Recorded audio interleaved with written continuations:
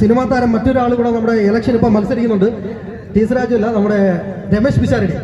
ആ രമേശ് പിഷാരടിയുടെ സൗണ്ട് ഒന്ന് പറഞ്ഞാൽ കൊള്ളാം. അദ്ദേഹത്തിന് നടത്തുണ്ട് കേട്ടോ.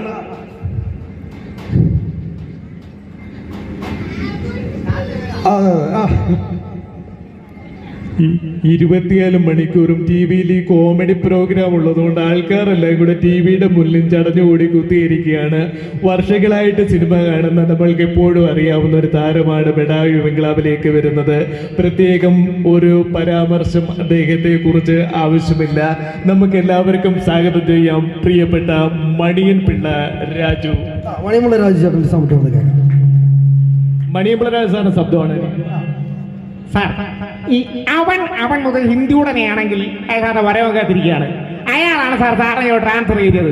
സാർ പറയുന്ന CM-ന്റെ വിശ്വസ്തനായ പൊളിറ്റിക്കൽ സെക്രട്ടറി രവി ഇന്ത്യയുടെ ചുരുക്കനിൽ സുഹൃത്തുക്കളിൽ ഒരാൾ മാത്രം.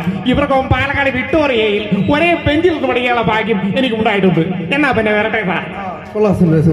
അപ്പൊ നമ്മുടെ